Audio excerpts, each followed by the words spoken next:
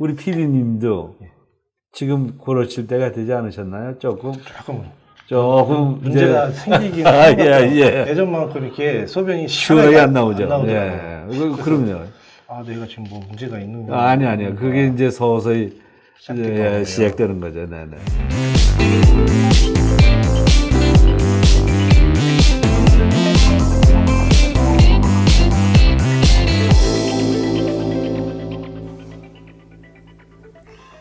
안녕하세요. 남자가 알아야 할 상식을 이야기하는 남자의 상식 당당 토크의 시간입니다.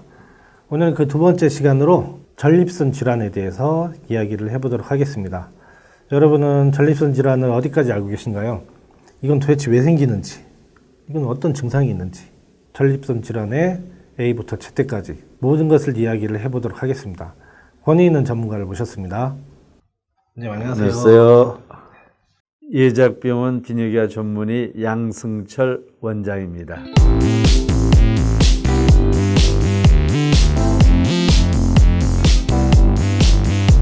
오늘은 두 번째 시간으로 전립선 질환에 대해서 원장님 모시고 얘기를 하려고 하거든요. 네네. 네. 첫 번째로 이제 전립선 질환, 이건 어떤 병인가요?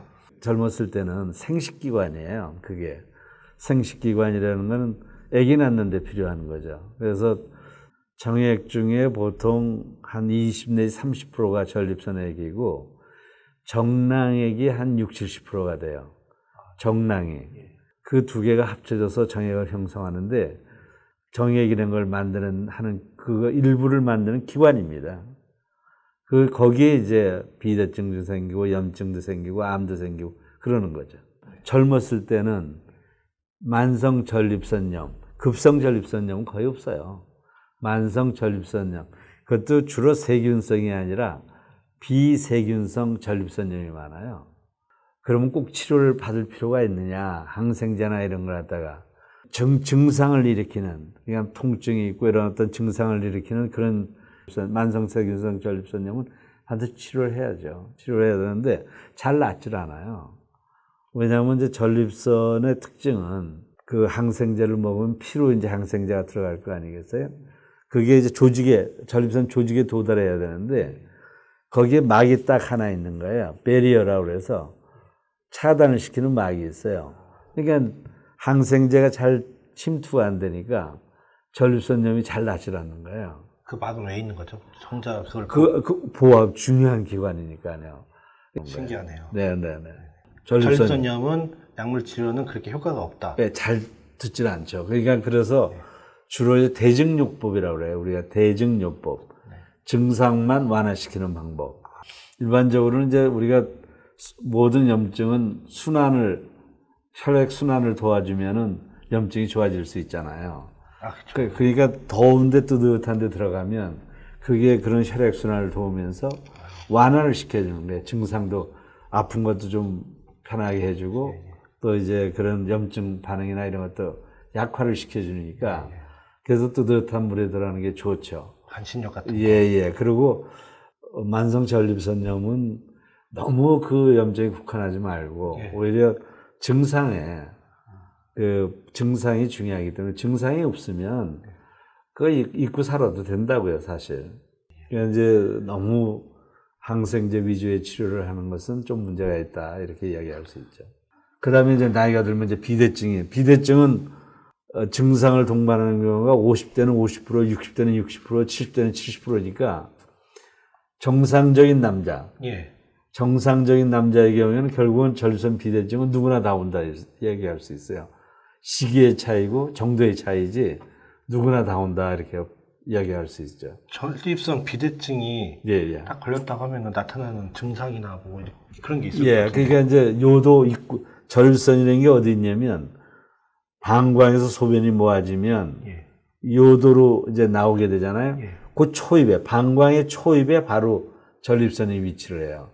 그러니까 전립선이 커지면 방광 입구를 딱 막을 거 아니에요. 그죠? 막으니까 뚝문을 사르르 막는 거나 마찬가지니까 소변이 가늘어지죠. 그죠?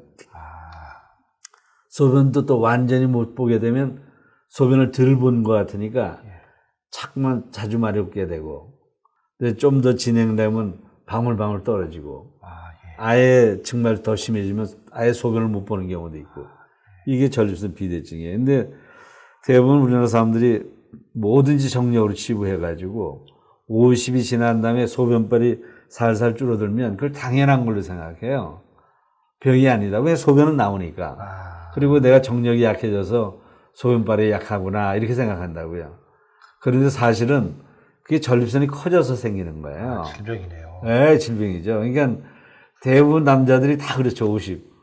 우리 PD님도 지금 고르칠 때가 되지 않으셨나요? 조금 문제가 이제 생기긴 예. 예전만큼 이렇게 소변이 시원하게 안 나오죠. 안 나오더라고요. 예. 그럼요. 내가 지금 뭐 문제가 있는 거 아니요. 그게 이제 서서히 시작된 시작되는 거죠. 네네. 이런 생각이 들더라고요. 예. 이런 문제가 생겼을 때 이 상태를 어떻게 치료를 해야 하는가, 어떻게 예방을 해야 하는가, 내가 지금 약을 먹어야 하나 이렇게 좀 불안하더라고요. 그럼 이런 증상이 딱 나타나면 어떻게 해야 돼요, 그러면요? 이 전립선이 커지면 방광의 벽이 변화해요. 방광의 벽이 매끈해야 되는데 이제 힘이 드니까 연이 이제 우리가 운동 많이 하면 알통이 생기잖아요. 방광에 알통이 생기면 안 좋아요. 방광에 알통이 생긴 걸 다시 말해서 그 근육이 비우되어 있는 걸 우리가 육주라고 그러거든요.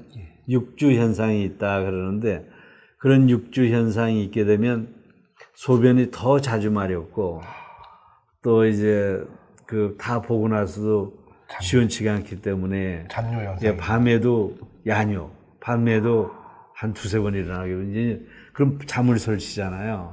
그러면 일과가 그 다음날 피곤하죠. 이렇게 반복되거든요. 그래서 그런 것들이 의외로 나이가 젊은데도 불구하고 그런 변화가 심한 분들이 제법 있어요.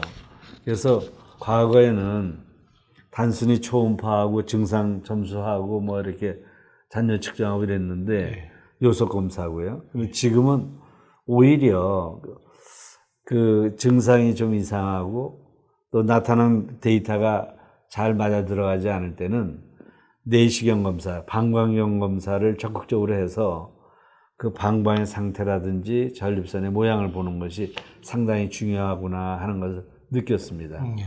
그리고 요새는 희한하게 같은 젊은 사람들의 경우에도 그 전립선이 상당히 큰 경우가 상당히 많이 발견돼요.